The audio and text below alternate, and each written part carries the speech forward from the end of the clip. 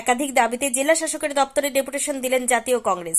দক্ষিণ দিনাজপুর জেলার হরিরামপুরে জাতীয় কংগ্রেস নেতা শুভাশিস পালের নেতৃত্বে বালুরঘাটে জেলা শাসকের দপ্তরে ডেপুটেশনটি দেওয়া হয়। কংগ্রেসের অভিযোগ, হরিরামপুরে একাধিক পুকুর নিয়ে বিতর্কের সৃষ্টি হয়েছে, যা প্রশাসনের মাধ্যমে সেই সমস্ত পুকুরের বিতর্ক কেটে যায় সেই দিকে নজর দেওয়ার আবেদন জানিয়েছেন ডেপুটেশনের মাধ্যমে।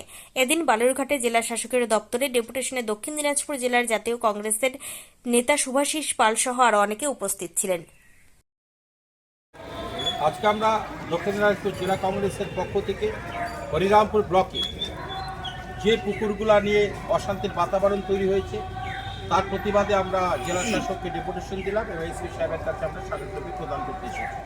আমাদের মূল বক্তব্য, হরিরামপুর ব্লকে ডিএলআর যে পুকুরগুলো আছে সেই পুকুরগুলা বিপ্লব মিত্রের নেতৃত্বে এবং হরিরামপুর পুলিশ প্রশাসনের প্রত্যক্ষ মদতে কোটি কোটি টাকা তছরূপ করা হচ্ছে।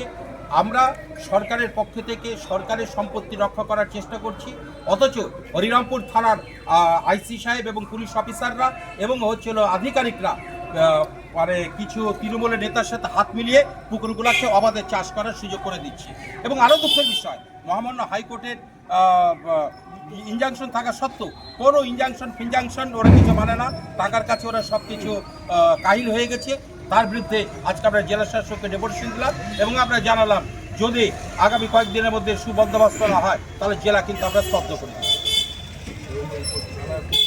এবং এছাড়া হরিরামপুর ব্লকে যে জাল লটারি, ড্রাগের ব্যবসা এবং জুয়ার আসর বসছে, তা দ্রুত যদি বন্ধ না হয় তার বিরুদ্ধে জাতীয় কংগ্রেস রাস্তায় নেমে সারা জেলা আমরা অকেজ করি। আমরা এসপিকে আমরা জানিয়ে যাচ্ছি। হরিরামপুর থেকে বাবাই সূত্রধরের রিপোর্ট, নিউজ ফার্স্ট বাংলা।